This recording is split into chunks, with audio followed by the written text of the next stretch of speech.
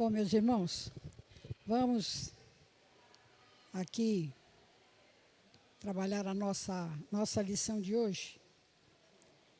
O pastor está estudando um tema,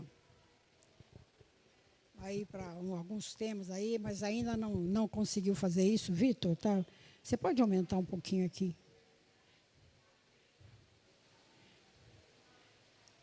O som, aí melhorou, porque a minha voz está cada vez mais fraquinha. Não só a voz, eu também, então fica difícil. Hoje nós vamos estudar aqui, meus irmãos, alguma coisa que o pastor acabou de falar lá, sobre ser servo, sobre servir. E o tema é: qual é a nossa missão? A nossa missão é servir. Servir ao Senhor. E porque servimos ao Senhor, nós servimos a igreja e nós servimos o próximo. Servimos a família. Então, é um pouco disso que nós vamos tratar aqui hoje. Nós vamos, dentro desse tema servir, nós pensamos em trabalhar aqui algumas pessoas da Bíblia que marcaram por servir. Mas eu gostaria de começar com aquela pessoa maior que deu o maior exemplo sobre servir, que foi o Senhor Jesus Cristo. Então, nós vivemos uma geração hoje em dia muito orgulhosa, muito egoísta, as pessoas buscando cada vez mais aparecer, né? Querem ser louvadas, querem ser elogiadas. No mundo secular isso acontece muito mesmo, né? Todo mundo parece que está reivindicando os seus próprios direitos. Eu posso, eu sou capaz, eu mereço. E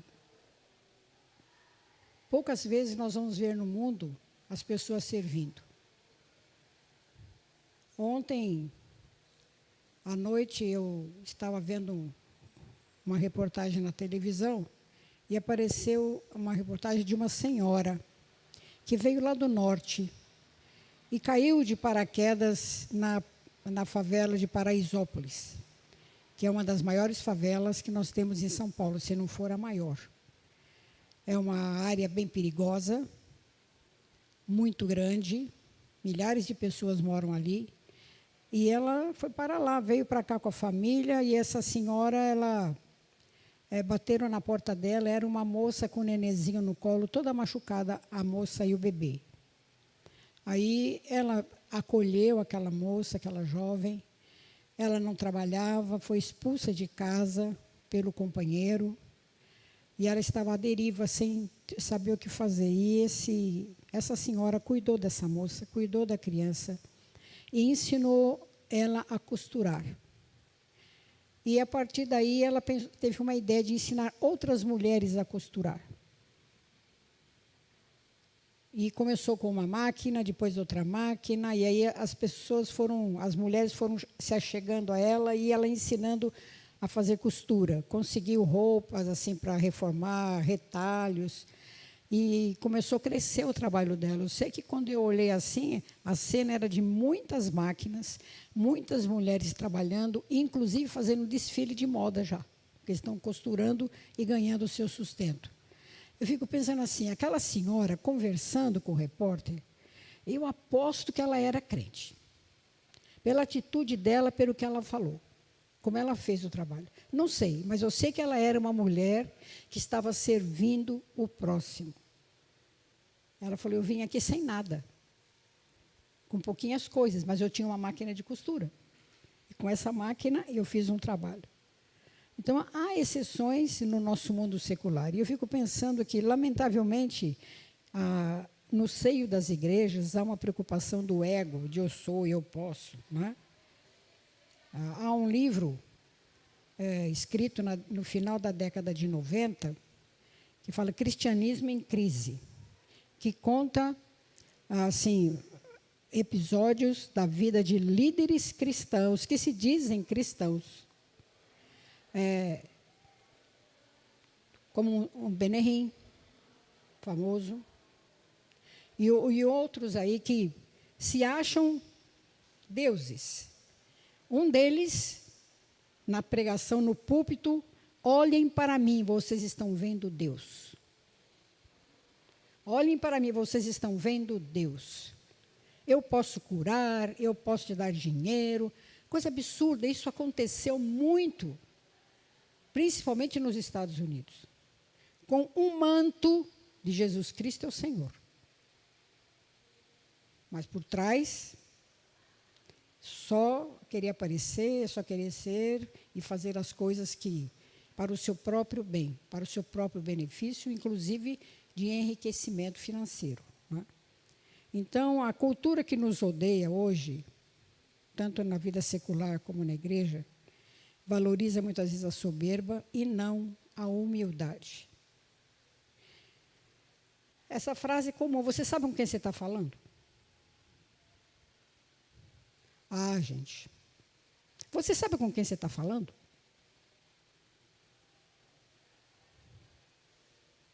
Eu ocupei um cargo em que eu tinha que entrevistar as pessoas, em que eu tinha que decidir as coisas na escola. E aí chegou um senhor querendo de todo jeito que eu achasse uma vaga para o filho dele no período que ele queria. Até então eu não conhecia essa pessoa. E eu falei que eu não tinha vaga. No período da manhã não tinha vaga. Sempre era esse problema. Só tem vaga de tarde, tá bom à tarde? Não. Eu preciso de manhã. E ele me falou exatamente isso. A senhora sabe com quem está falando? Eu sou pastor presbiteriano. Eu falei, meu Deus.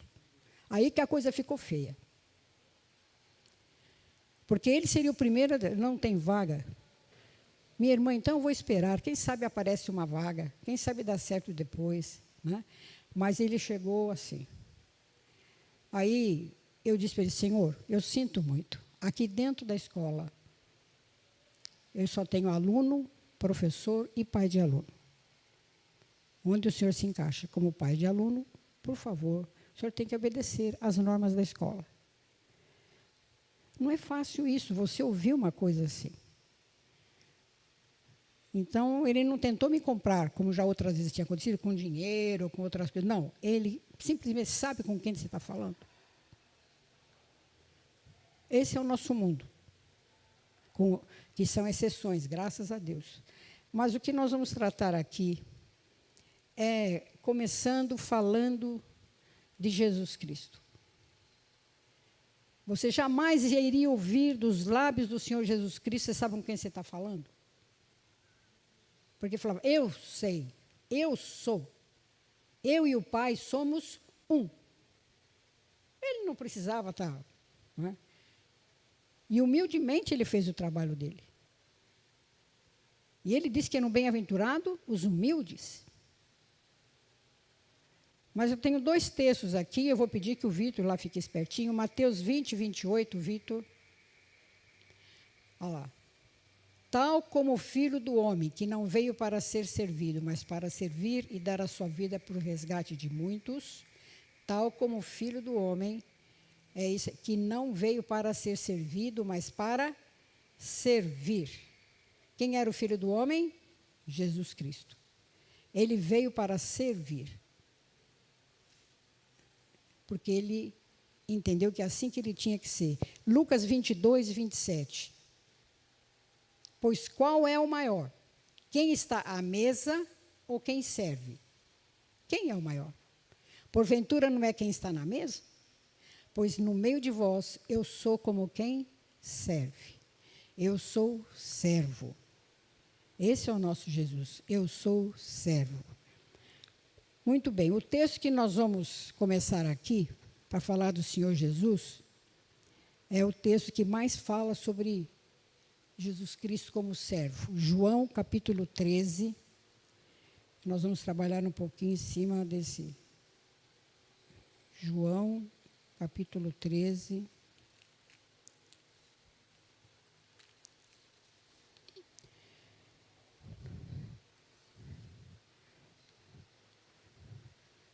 Nós vamos ler até o verso 17. Então, preste atenção nessa leitura. que nós vamos fazer aqui.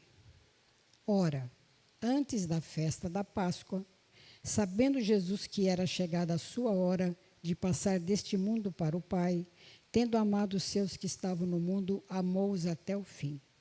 Durante a ceia, tendo já o diabo posto no coração de Judas Iscariotes, filho de Simão, que traísse a Jesus, sabendo este que o Pai tudo confiara às suas mãos, e que ele viera de Deus e voltava para Deus, levantou-se da ceia, tirou a vestimenta de cima e, tomando uma toalha, cingiu-se com ela.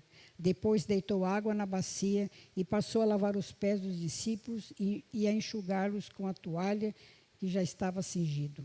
Aproximou-se, pois, de Simão Pedro, e esse lhe disse: Senhor, tu me lavas os pés a mim? Respondeu-lhe Jesus: O que eu faço não sabes agora, compreendê-los-ás depois.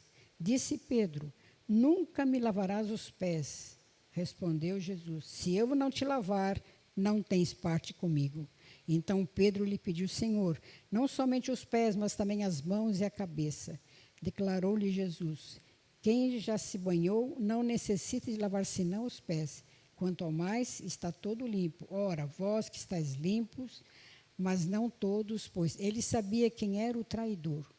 Foi por isso que disse: Nem todos estáis limpos. Depois de ter lavado os pés, tomou as vestes e, voltando à mesa, perguntou-lhes: Compreendeis o que vos fiz?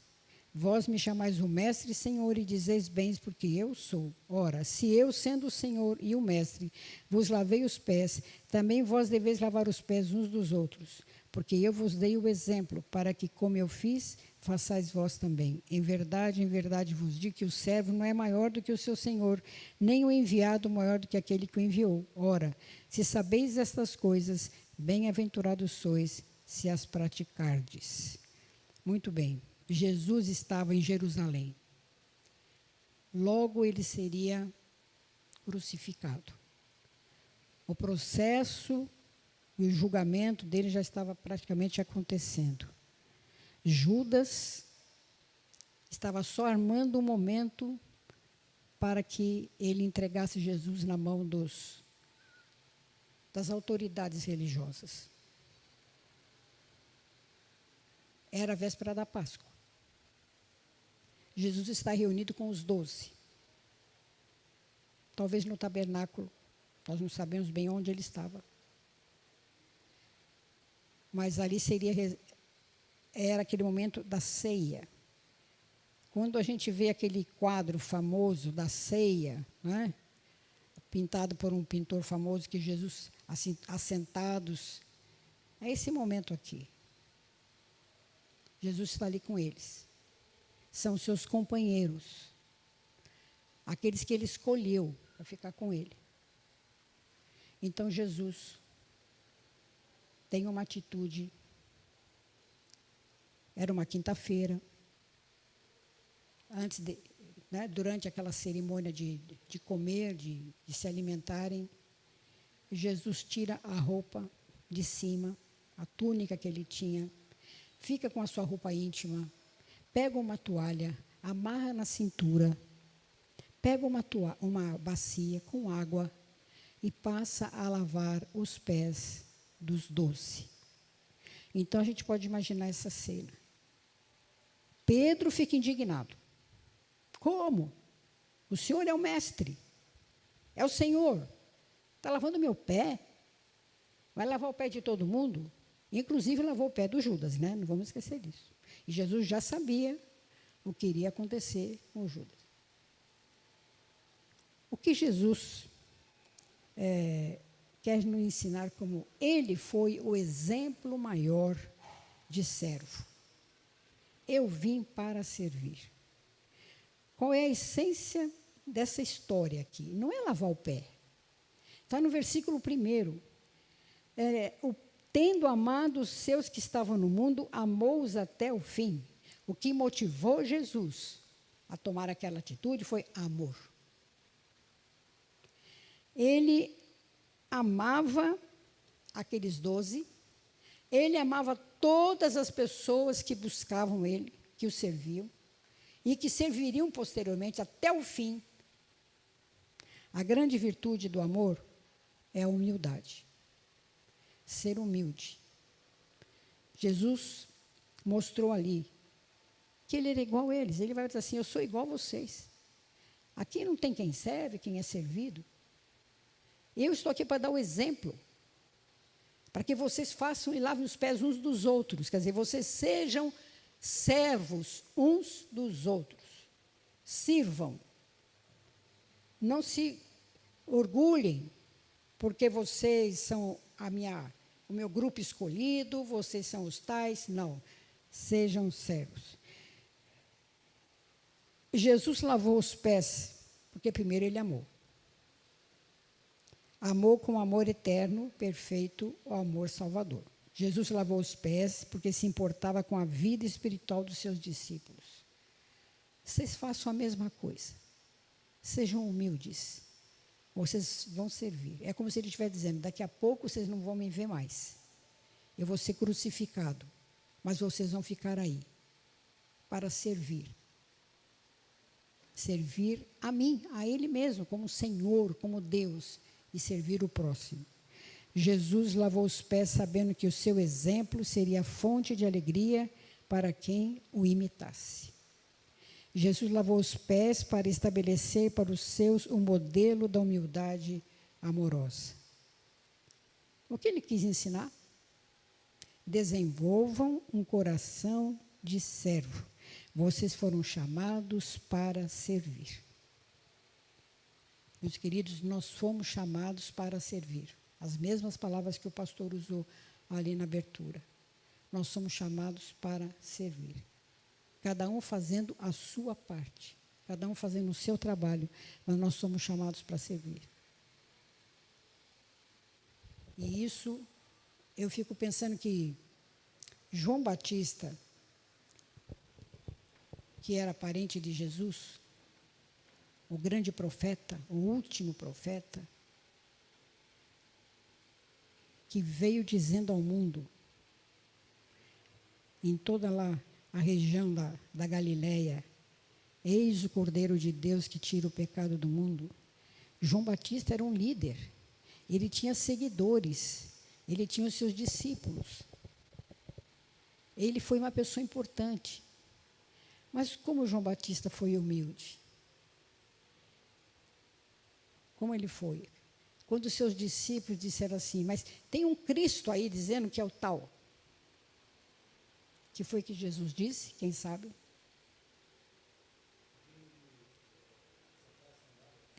Eu não sou digno de desatar as sandálias dos pés dele. Eu não sou digno, porque ele é o Senhor, não eu. E ele disse mais uma coisa, convém que ele cresça e que eu diminua. Convém que ele cresça. Quem tem que aparecer na nossa vida, com o nosso trabalho, com o nosso serviço, é o Mestre Jesus Cristo. Convém que ele cresça e eu estou aqui, pequenininha. Pequenininha. O Agostinho, lá no começo da nossa era, né? Ele apresentou uma receita preciosa. 3 coisas para você diminuir e Cristo crescer. Humildade, humildade, humildade. 3 coisas para Jesus Cristo aparecer e você diminuir. Humildade, humildade, humildade. E o Senhor Jesus foi o mestre que nos deu essa lição, de sermos realmente humildes e fazer o trabalho, cada um na sua. Cada um naquilo que pode fazer. Dentro das suas limitações, não importa a idade, não importa se é rico, se é pobre, se raça, não importa nada. O importante é cada um fazer aquilo que pode fazer como servo. Foi o que ele disse para os discípulos, lavem os pés uns dos outros. Quer dizer, sejam todos vocês humildes e unidos. Todos. A igreja não é eu sozinha. Eu sou igreja porque eu pertenço a ela, mas a igreja somos todos nós. Cada um fazendo o seu trabalho. Mas eu gostaria de trabalhar também um outro, vamos dizer assim, um outro herói da Bíblia. Bem conhecido também. E esse servo, que foi servo, é Neemias. Eu quero que ler o primeiro capítulo, do versículo 1.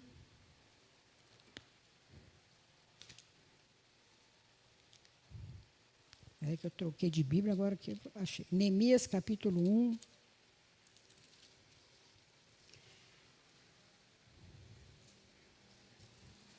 Todo o primeiro capítulo de Neemias 1. A história de Neemias é bem conhecida, mas não custa a gente lembrar algumas coisas. Nós não vamos explorar toda a vida dele, porque é impossível numa aula, mas nós vamos tocar algumas coisas desse grande servo Neemias. Todo o primeiro capítulo. Vamos fazer uma leitura responsiva? Responsiva não. Responsiva é quando você repete igual, não é responsiva, é alternada. Mas nós vamos fazer uma leitura alternada. A diferença de responsiva. Responsiva é quando eu falo uma coisa e você fala amém, ou tudo bem. Aí você responde, né? Não é responsiva. Nós vamos ler alternadamente o texto. Então vamos lá. As palavras de Neemias, filho de Acalias, no mês de Quisleu, no ano 20º, estando eu na cidadela de Suzã.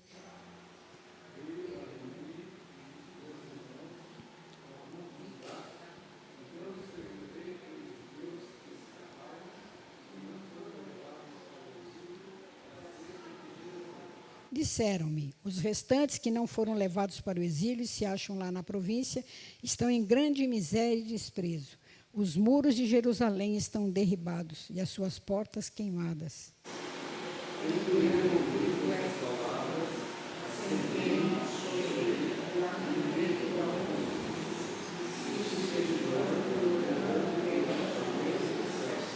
E disse, Senhor, Deus dos céus, Deus grande e temível, que guardas a aliança e a misericórdia para aqueles que te amam e guardam os teus mandamentos.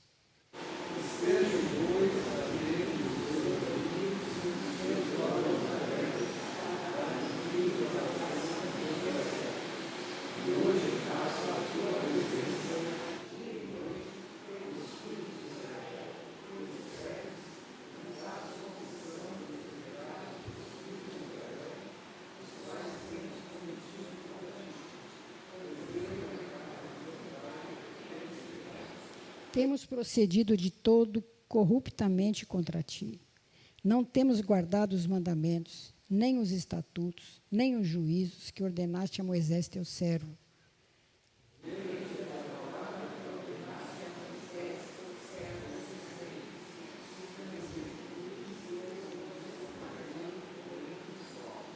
Mas se vos converterdes a mim e guardardes os meus mandamentos e os cumprirdes, então ainda que os vossos rejeitados estejam pelas extremidades do céu, de lá os ajuntarei e os trarei para o lugar que tenho escolhido para ali fazer habitar o meu nome.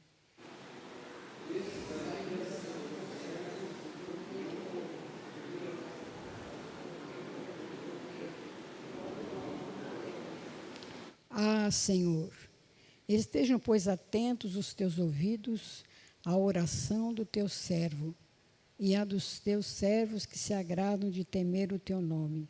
Concede que seja bem-sucedido hoje o teu servo e dá-lhe mercê perante este homem. Nesse tempo eu era copeiro do rei. Se você fosse grifar na sua Bíblia todas as palavrinhas servo, tem mais de 10. Ele sempre se refere, falando com Deus, como servo. Servo, servo. Eu sou servo. E aqueles que estão comigo também são teus servos. Então, este homem nos ensina algumas coisas. É uma história inspiradora. A história de Neemias é uma história de oração, de coração e de ação. Neemias era um líder completo, um servo completo. Ele amou, ele chorou, ele orou, ele jejuou, ele se humilhou, ele se preparou, ele pensou, planejou e agiu. Sabe, é uma coisa assim, o que a gente aprende com ele? rapidamente, que a gente aprende com ele. Que para ser servo é preciso dilatar o coração. Neemias recebeu a visita, ele estava no exílio.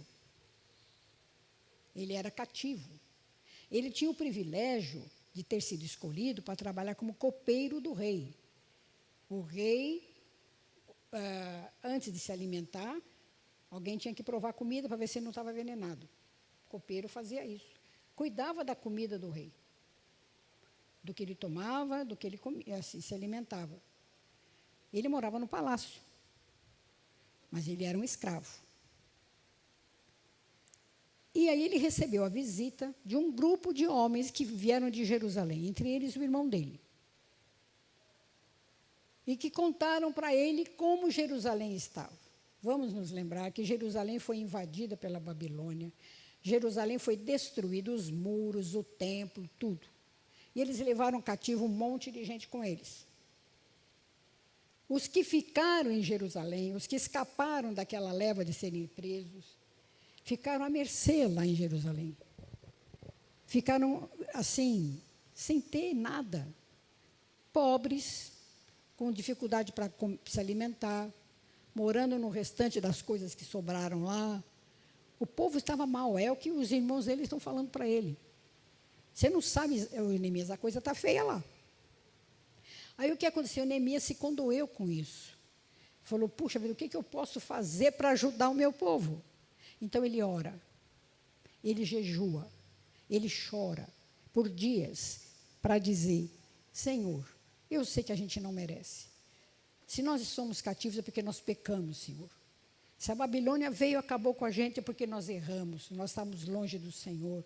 Mas, por favor, Deus, atende a oração do teu servo. Se o Senhor achar que eu mereço, me deixa fazer alguma coisa e eu quero ir lá. É isso que no coração dele era isso. E ele ficou sem comer, ficou abatido, ele foi servir o rei.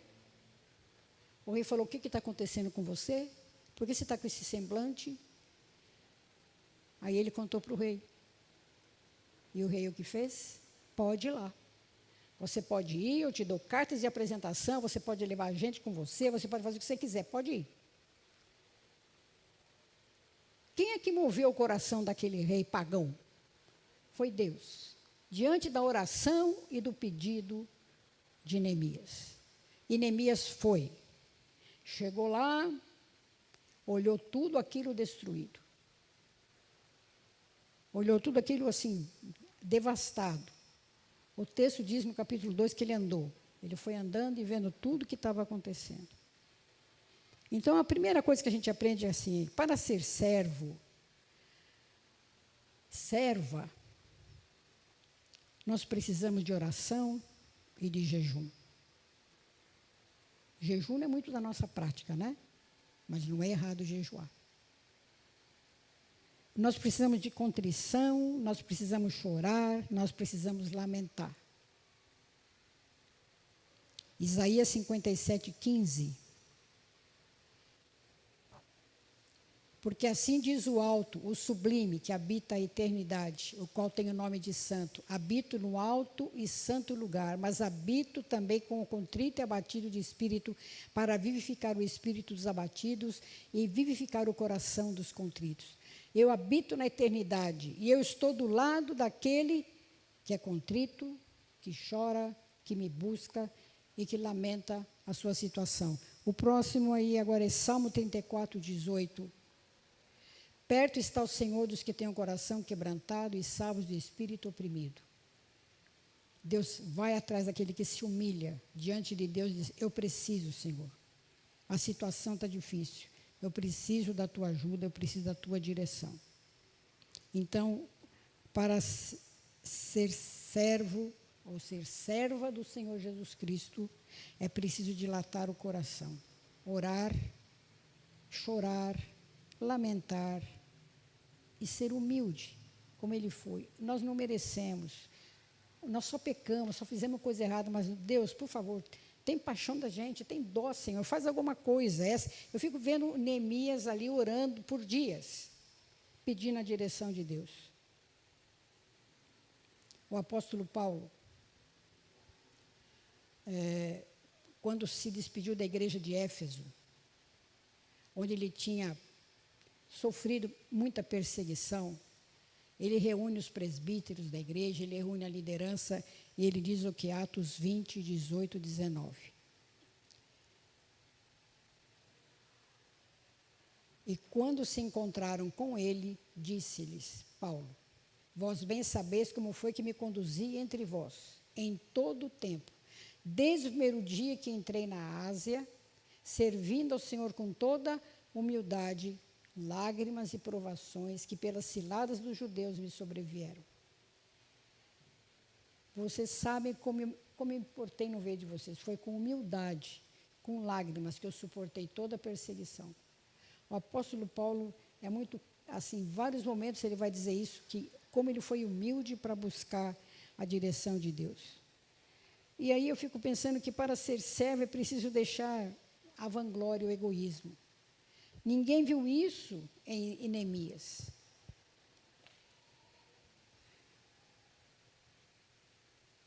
No capítulo 2 de Neemias, se você puder ficar em Neemias agora um pouquinho aí, Vitor. No capítulo 2, no versículo 17, Neemias disse assim, ele chegou lá, né? Ele está lá em Jerusalém, tudo destruído, ele conclama o povo, ele ajunta todo mundo que está a fim de fazer alguma coisa, né? Então, lhes disse, ele está dizendo para o grupo que ele juntou lá, estáis vendo a miséria em que estamos, Jerusalém assolada e as suas portas queimadas. Vinde, pois, reedifiquemos os muros de Jerusalém e deixemos de ser opróbrio, quer dizer, deixemos de ser vergonha. O muro era uma questão de honra. Toda a cidade era murada. E não era um murinho qualquer. Você podia andar por cima dele. Principalmente esse muro que foi destruído.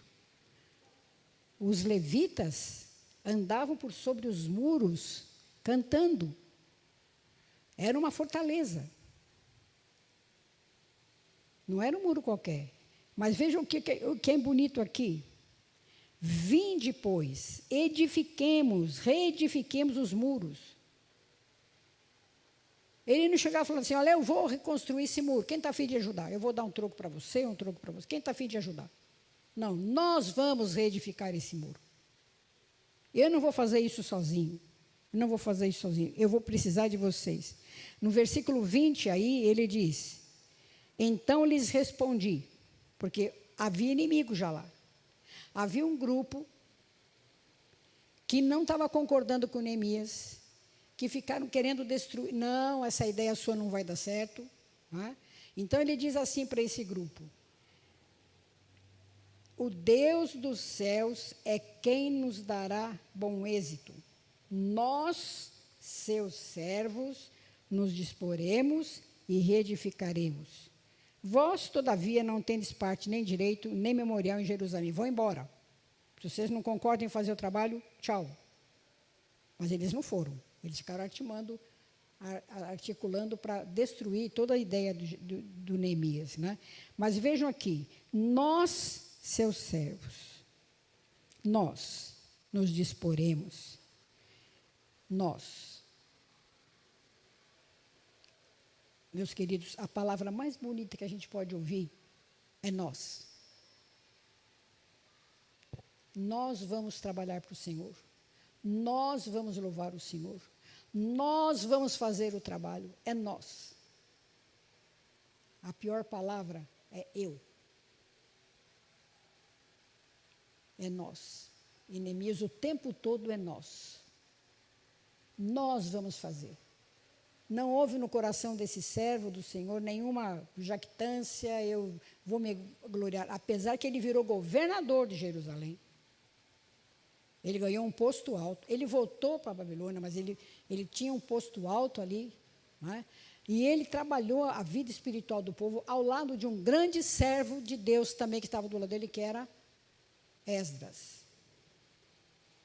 Voltou o culto, voltou tudo. Mas primeiro ele tinha que reconstruir aquele muro. E em 52 dias aquele muro ficou pronto. Porque todo mundo botou a mão na obra. Agora, vejam bem, nós tínhamos lá carpinteiro, nós tínhamos o pedreiro, nós tínhamos quem carregou a pedra, nós tínhamos mulheres, diz as mulheres também ajudaram. Todo mundo trabalhou para reconstruir aquele muro. No capítulo 4, versículo 6, ele diz assim: assim edificamos o muro e todo o muro se fechou até a metade da sua altura. Aí vejam bem, porque o povo tinha ânimo para trabalhar. Ele contagiou as pessoas. Como líder e como servo, ele contagiou as pessoas. Então, todo mundo tinha ânimo para trabalhar. No versículo 9, aí do 4, porém nós oramos ao nosso Deus, e como proteção pusemos guarda contra eles, de dia e de noite. Guarda contra os inimigos. Eles sabiam que tinham os inimigos, que queriam destruir o que eles estavam fazendo. E nós oramos, de novo, nós oramos ao nosso Deus. Pusemos guarda. Diz o texto que eles dormiam com a roupa do corpo, com a arma do lado. Qualquer coisa eles acordavam. Estavam alertas, sempre atentos. Deus pelejará por nós.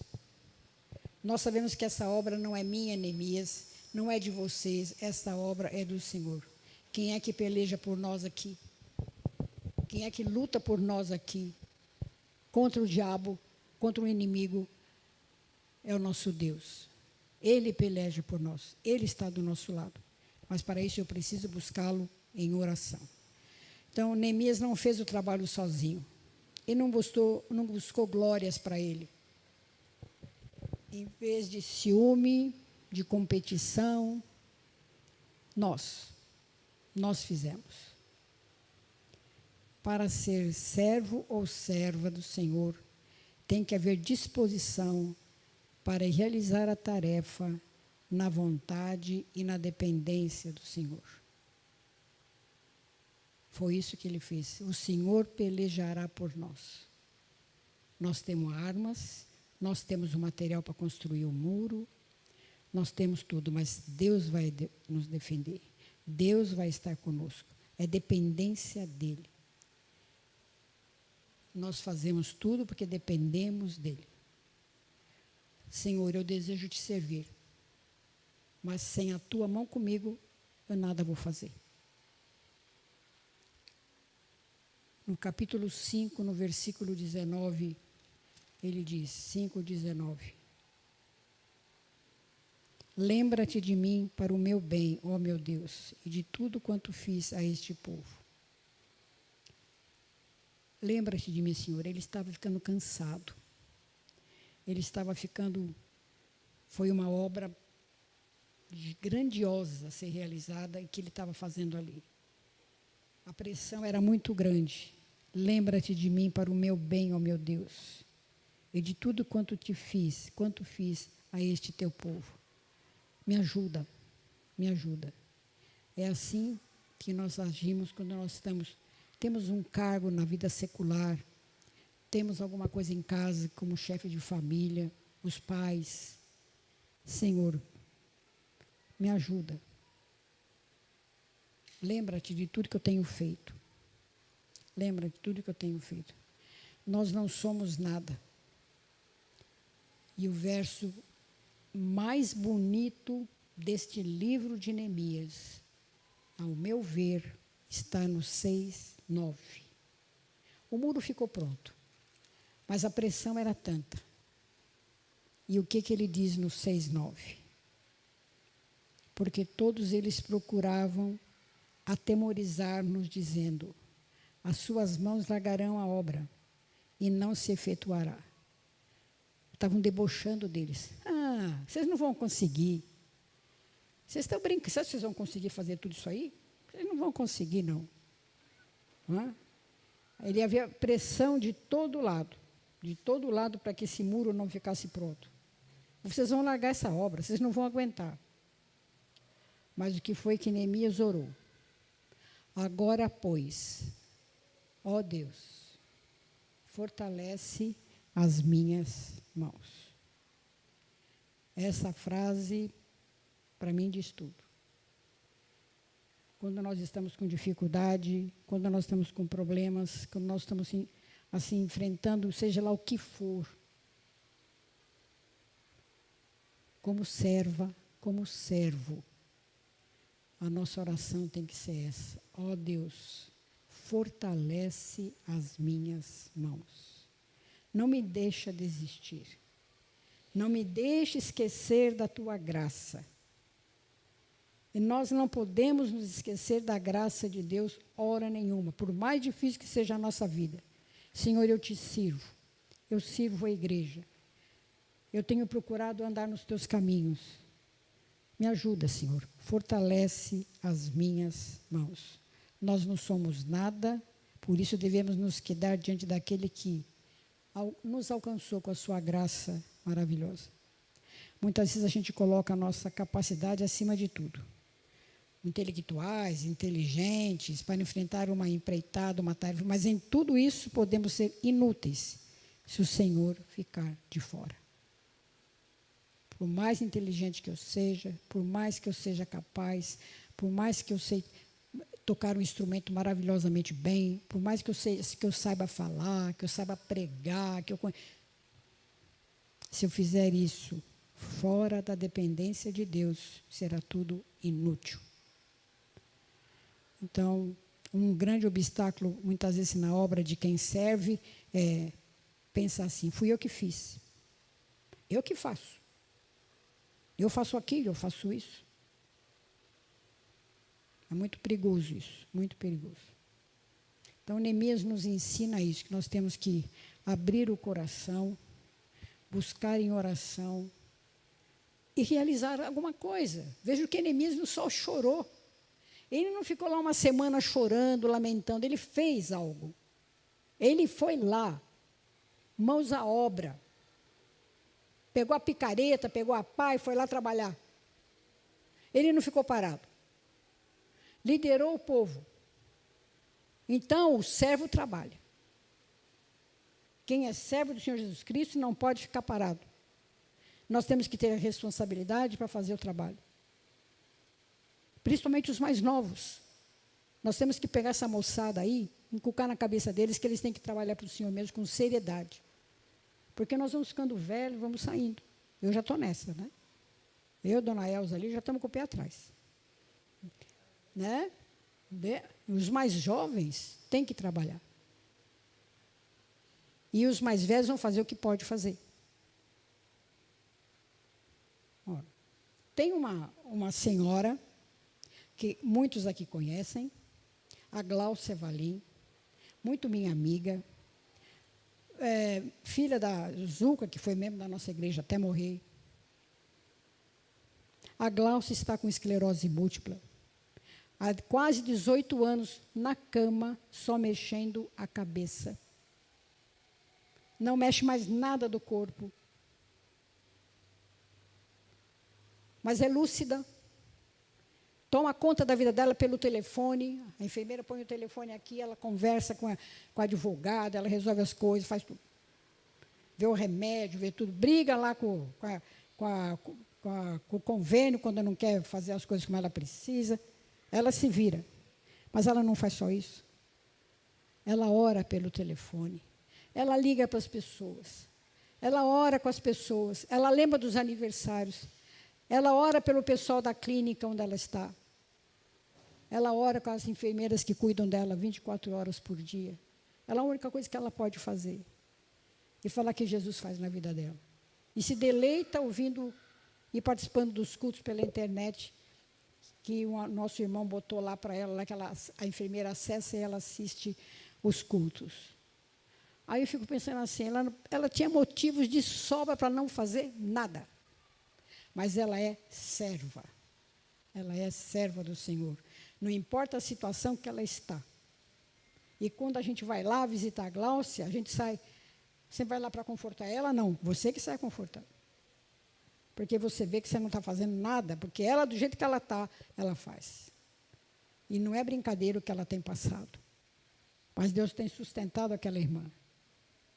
E ela está saudável, apesar de não mexer nada no corpo, de ter dores, de toma não sei quantas codeína por dia e ela vai levando. Eu estou meio saudosista hoje aqui, né? Mas eu quero lembrar de uma outra pessoa, bem rapidinho, a gente ainda tem aqui uns minutinhos, que não foi tão importante quanto Neemias, que não tem a sua história num livro inteiro, que tem uma biografia tão pequena, mas que foi notável. Essa mulher é Dorcas. Esse texto não está aí, viu, Vitor?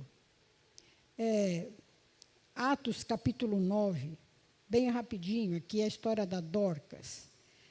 Uma biografia pequena, ninguém sabia nada dessa mulher, até acontecer uma coisa com ela. Até ela ficar doente. Né? No capítulo 9 de Atos, né? A partir do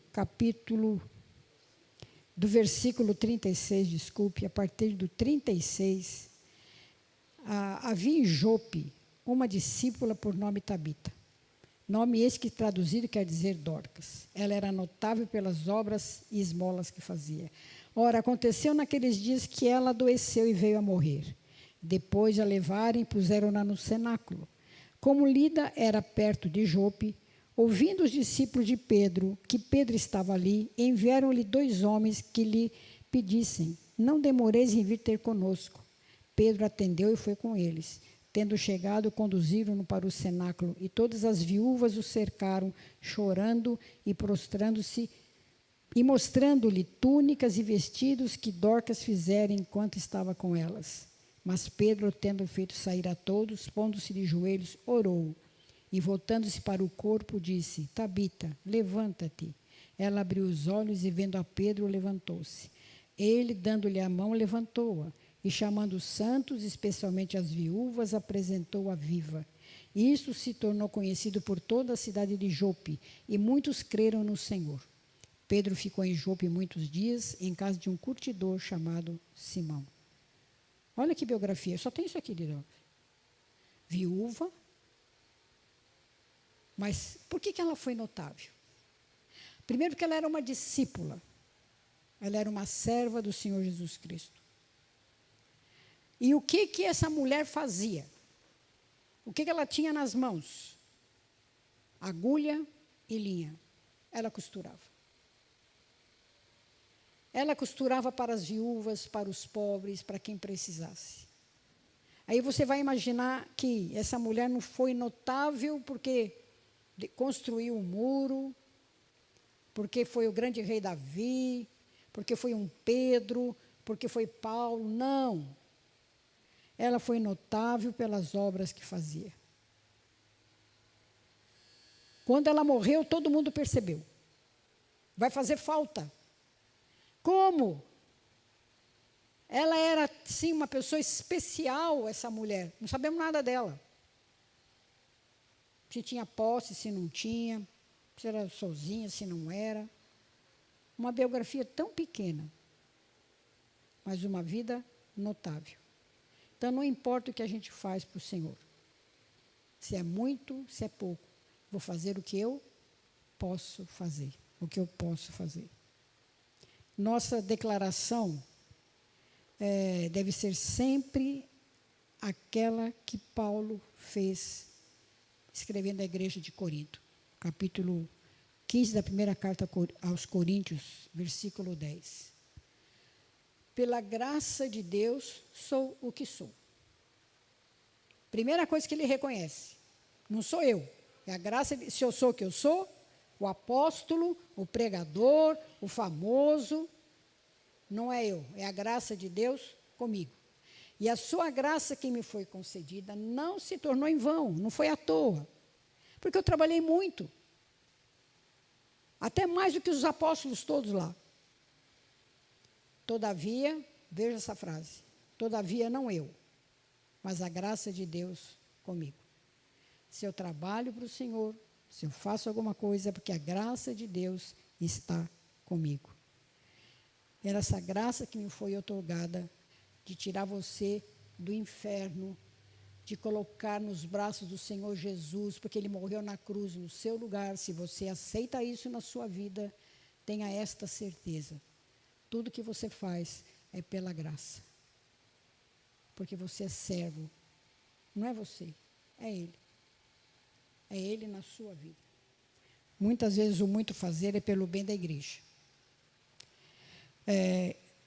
Pela estrutura organizacional, nós temos essa coisa toda que a igreja funciona, essa dinâmica toda da igreja, essa organização, não pode ser para a glória nossa.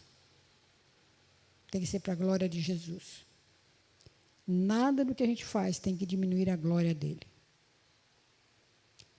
O pastor Elben César, ele tem uma frase que diz assim: a humildade tem que se alojar primeiro no íntimo para depois se exteriorizar. Primeiro ela tem que estar no coração. É uma virtude para Deus ver e não para os outros verem. Porque quando eu dilato meu coração e reconheço quem eu sou, eu vou exteriorizar isso de uma forma que as pessoas vão ver. Eu não preciso estar alardeando. Então, muitos crentes querem ser grandes servos de Deus. Isso é um paradoxo. Porque todo servo é pequeno. Todo servo é pequeno. Porque eu tenho que ser pequeno porque Jesus que é o grande, não eu. Meus irmãos, essa lição sobre qual é a nossa missão é sermos servos e servas do Senhor Jesus Cristo. E temos que fazer isso com toda humildade, com oração e com trabalho. Ficar em casa de braço cruzado, você está falhando. Tem que fazer alguma coisa. Ou é na visita, ou é na igreja. O que você pode fazer aqui? Nós podemos fazer alguma coisa. O nosso testemunho em casa, com a família, também é importante. Eu fico pensando que o Zé Carlos está vivendo isso. Como ele tem que ser servo na casa dele. E como ele tem que conquistar a família dele sendo servo. Com muita oração. Mas também com ação. Com conversa, com outras formas de trazer para dentro da igreja. É isso, meus queridos. Hoje eu não deixei isso para ninguém falar. Só eu falei. Acho que eu estou meio empolgada aqui hoje. Mas nós vamos encerrar. Muito obrigada a vocês pela atenção.